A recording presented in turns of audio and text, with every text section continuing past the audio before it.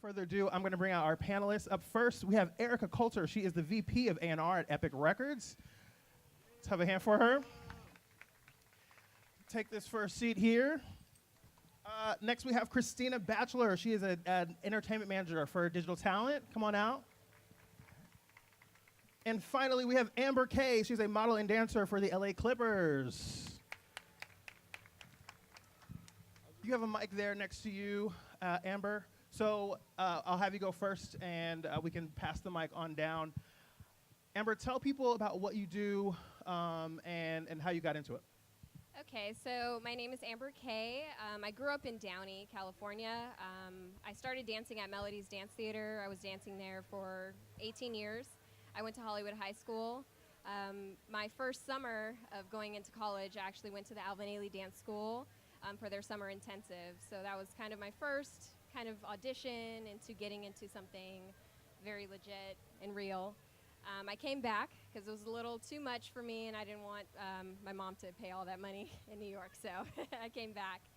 I actually was doing a gig in Philly a couple of years after, and my best friends called me and said, hey, you missed the Lakers audition, but when you come back, the Clippers are having an audition, and you should come and try out. I didn't really know anything about it. I thought they were more of cheerleaders than dancers, but I was really shocked when I actually made it. So when I walked in there, I was wearing like boy shorts and a crop top. Everybody else was in bedazzled bras, hair done, makeup done. I definitely stood out like a sore thumb.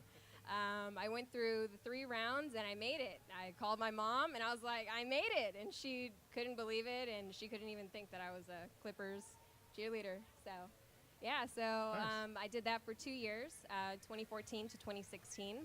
After that, I got a manager, actually was with Clear Talent Management in Studio City. So I was with them for a year, and I also modeled too as well. I thought they were more cheerleaders than dancers. That was very elitist of you. I just want you to. Yeah. All right. Christina, tell us about yourself. Cool. Well, I'm Christina. I started off my career in public accounting. I actually got my master's at USC. I see the USC Black Alumni Association here. I was an auditor for 3 years at Deloitte & Touche, and my brother was an actor and needed a new manager, so I stepped into the management role and started producing his stuff, and we produced a couple of movies together, a lot of digital shorts, and our management company just grew from there, and now we have about 15 clients. They range from less than 500,000 to our largest person has 35 million followers aggregated. And then Frances is also over here. She's also an intern manager. Hi, Frances. Nice to see you. And Hi. Ericka. Hey. So yes, my name is Ericka Coulter. I am VP of A&R at Epic Records, originally from Kansas City. And A&R it stands for Artist Repertoire, which is also a fancy word for talent scout. I started at Interscope Records. I've worked at Capitol Records, and I'm now at Epic Records, where I've worked with Keisha Cole, Rick Ross, 21 Savage, Jadena, and a bunch of new artists that I'm really excited about. And I'm just happy to be here. You can. Thank you. Thank you for that. Appreciate you. Thank you for your participation. The first thing I want to know is, Ericka, tell me about being a Black female executive. What do you see as the unique challenges that come along with that role for you? And where else do you see yourself represented within your colleagues? I had to realize, like I said, I'm from Kansas City, where most of my friends have kids and they're still in Kansas. So I knew a long time ago I was different. So I've always had to deal with something that was different, and I think it's a mental thing. So for me, I don't walk into it, I know I'm a Black woman, and I know that there's going to be struggles, but I play ball with all of them. So, whether it comes from me having to go for an artist or me having to go up for the job, I just go at it like anybody else would, hard work and dedication. And, that's really where I see it. I try not to get into the because of who I am versus I worked hard to get it. What's up? Christina, as a manager, you said you kind of like fell into it realistically, trying to help your brother.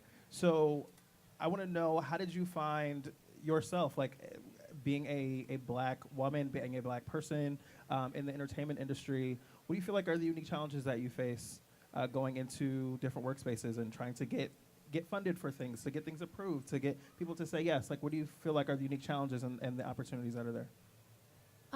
I think the challenges I face are just the regular everyday challenges. I think the hardest thing is always asking for help. I know a lot of people don't want to do that and admit when you don't know something. And I think that's one of the things that was hardest. And it didn't really have to do with my race, but it had to do with if I didn't know something, to be able to have that ability to ask and say, hey, or have friends in the industry that could ask me like, hey, so can you explain this to me? Can you walk me through this? I need help. I haven't done this before. Can you help me? So I think that was like one of the toughest challenges I faced. I always ignore all of the noise outside, and I just go in with confidence when I have to do pitches. And I say, I have a great idea. I'm confident in this. I know that I can do this. Let's just get the results. Is asking for help something that's difficult for everyone? Or Yes, I definitely think asking for help in general, it's like a fear of knowing if you will be accepted or not, for either not knowing or just asking. It's like somebody will be able to either judge you based off of what you know or what you don't know. So I definitely think asking is very fearful for everybody. Ericka, I think you wanted to elaborate there. I think that might be the one thing as a woman sometimes, because you go into a situation, especially in the music industry. I will say that I've had to go into it thinking I needed to be like tough in a certain type of way versus you're not going to walk into it knowing everything. So you have to ask somebody something. I think it's just who can you trust? That's the biggest thing. And that just goes with experience. Sometimes it's going to work and sometimes it's not. That's just a part of the story, if anything. Tell me if you agree with me, because I find that every time I go into a space where I'm nervous about my capabilities or what I can pull off, I always find that the other people that I'm asking had some point of just figuring it out. No one has done this before, right? Even if it's something that has been done before, no one's done it at this time, in this way, with this artist, with this piece of work, with this kind of thing. So I'm curious if that has been ubiquitous for all of you. If you find like, has that been empowering for you, or what has it been like to kind of get your footing and feel like, oh, okay, you know what, I have done this, or I have figured this out. Tell me about the moment when you felt like you figured it out. So I'm in the digital world, which is basically the wild, wild west, because nobody knows what they're There are doing. no rules on anything. No rules Yeah. whatsoever. One day I'll make up something. I'll be like, yeah, of course, we always do it like this. And then everyone else around me be like, yes, we do, because no one knows anything. So sometimes you can literally just make up stuff and people go with it. And I've been doing this for a couple of years now, and I'm starting to see routines and patterns. And now that I'm like 3 or 4 years into it, I'm finally having that aha moment, because it's like, oh, it's all the same, and it's just little tweaks here and there. So I mean, it felt great for me recently, and now I've been taking on like mentees and just teaching them the ropes and really sharing the knowledge that I have. And I mean, to me, when I started to teach other people, that's when I found it rewarding, and that's when I really felt like I had mastered my craft. I would definitely say with dancing, you definitely have to be creative. You have to stand out. You have to be the sore thumb. You have to do anything. And being different is something that a lot of people look for. Within, of course, especially within like NBA dance level, pro level, they want a diverse team. They want to be a little more diverse. So, of course, they won't pick as many African-American women as they would versus whites or even Hispanic or Asians on the team. It's not that many. But if you stand out, if you make yourself seen and shown, they'll pick you. So I want to know, and this may be more of Amber and Christina, or excuse me, Amber and Ericka, how do you see your businesses changing? Even in the last maybe 2 to 3 years, I feel like the digital space is changing every other day.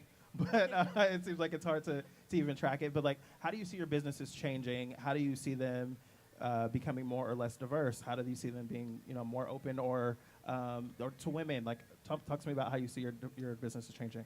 Well, the dance world has always been open to women, so that's definitely one thing we have advantage of. But within the dance world now, especially going to different classes, the class prices are more expensive. So it's definitely going to be harder for people to pay $40 a class, and that's only for one class a week. It's not wrapping up 2, possibly 3 a week, so you definitely have to stay abrupt and abreast to the profession. And of course now we definitely have the digital world or we can look online and look at all of the choreographers, but it's nothing like seeing the choreographer in person and networking with many dancers, choreographers, professionals. Once you actually know someone, it's easier for you to step into that business. Yeah.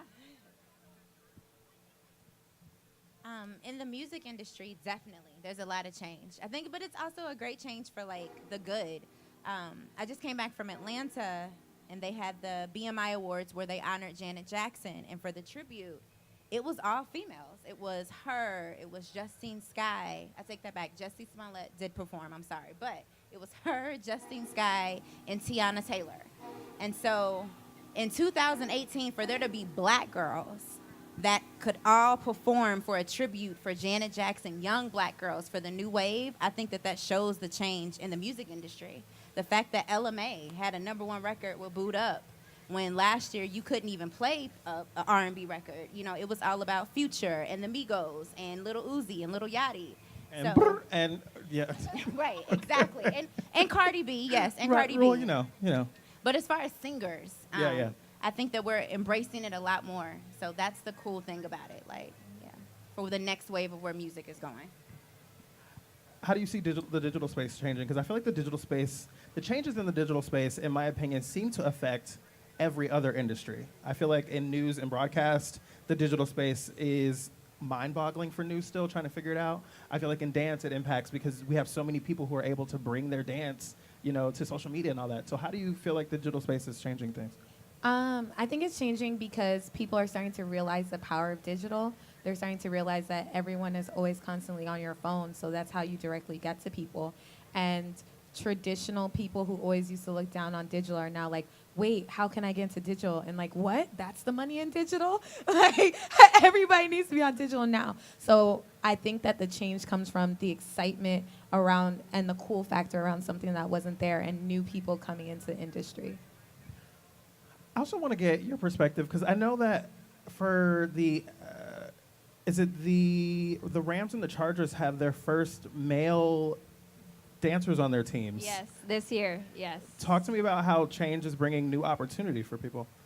I think, well, I do know some of the girls on the Rams and the Chargers cheerleading team. They're my coworkers or dancers that have danced with me on Clippers, and they're excited about it.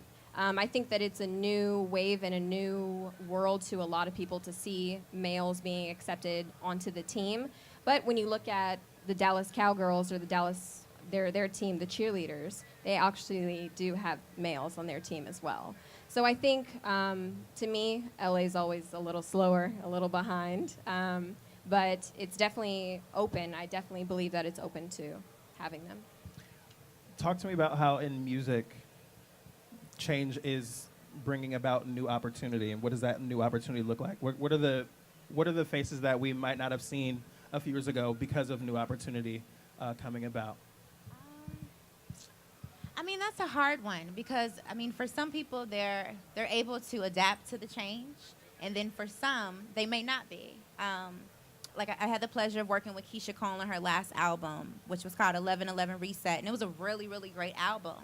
But for an artist like Keisha, she's used to, touring, and that being the way that she pushes her whole project versus like now, some artists don't even tour, and they're like #1 on the charts because of their engagement and their social media presence and like how they know how to work that. If anything, it's an easier way for me as an A&R to find talent. One night I was working out. It was 10 o'clock at night, and I'm looking on iTunes, and there was an artist that was #1 over SZA, Khalid, and Bryson. And this was a girl from Indiana that was putting records together in her bedroom. You know what I mean? So, like, for me, like, I went to Indiana, and I ended up signing her to Epic. But that was a way for me to go versus... That's what you can do when you're the VP of A&R. Yes. But no, so I say that to say there's two different ways. It either works for you or you may struggle in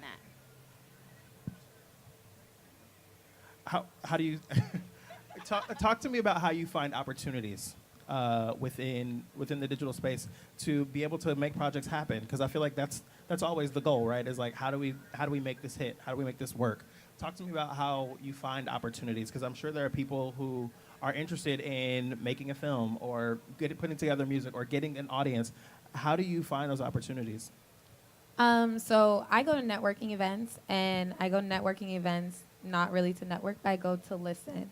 I go to listen to everyone's ideas, and if I like ideas, I take them. I'm like, this would be a great project for us to work on together. So I'm always open, and even when I have random conversations, people in the grocery store, people all around. So it's like, if you're passionate about something, continuously talk about it, and then that's how a lot of great projects get put together. Because in the entertainment industry, it's really all about who you know.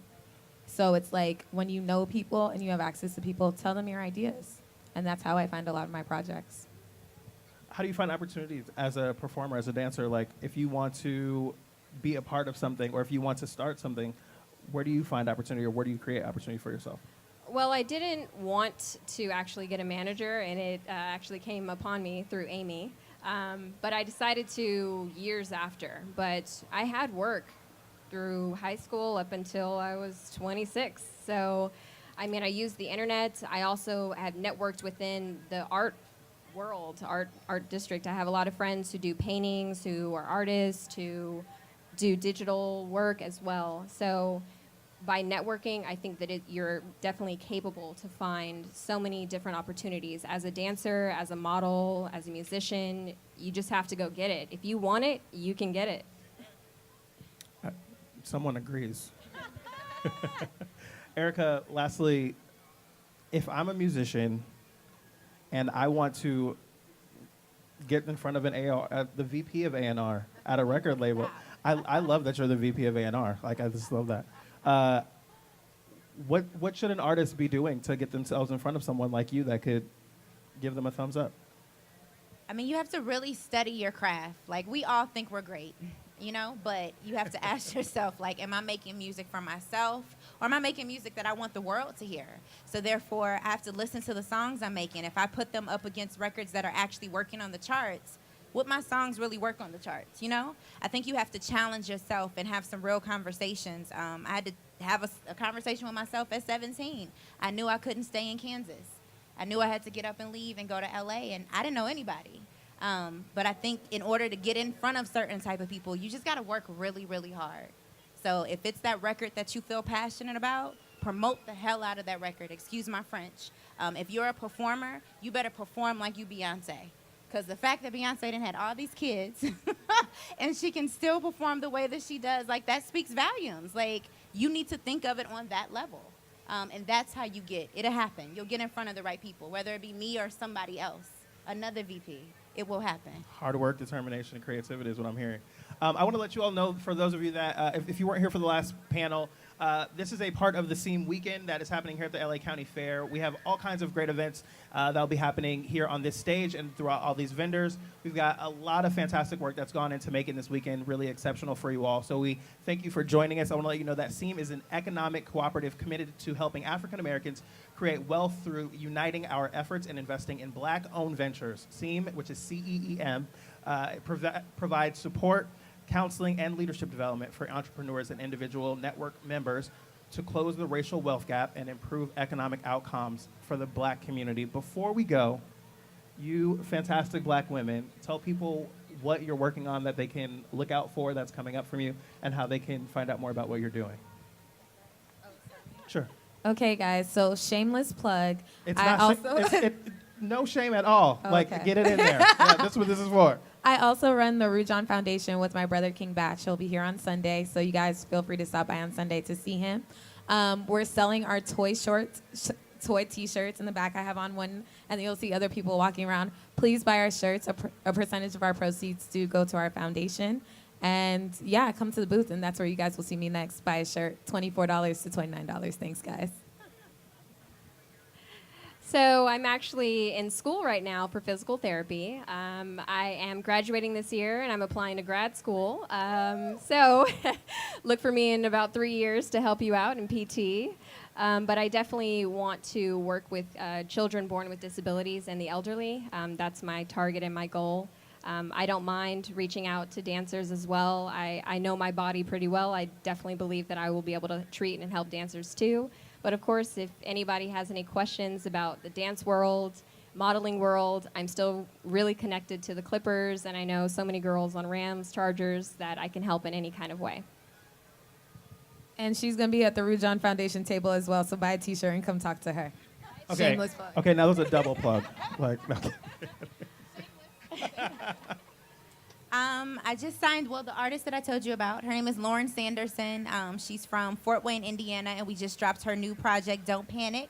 So please check it out on iTunes. And yeah, just support all great artists, new and say her name whoever. again? Lauren Sanderson. Lauren Sanderson. Yes. All right. So And it's yeah. on iTunes now? It's on iTunes. It's called Don't Panic. Awesome. Okay, we'll look out for that. Thank you. Thank you all so much. We appreciate you joining us. We thank you all for coming out and being a part of our panel. Make sure that you join us all weekend long for the CEEM weekend, and we'll see you later. Thank you.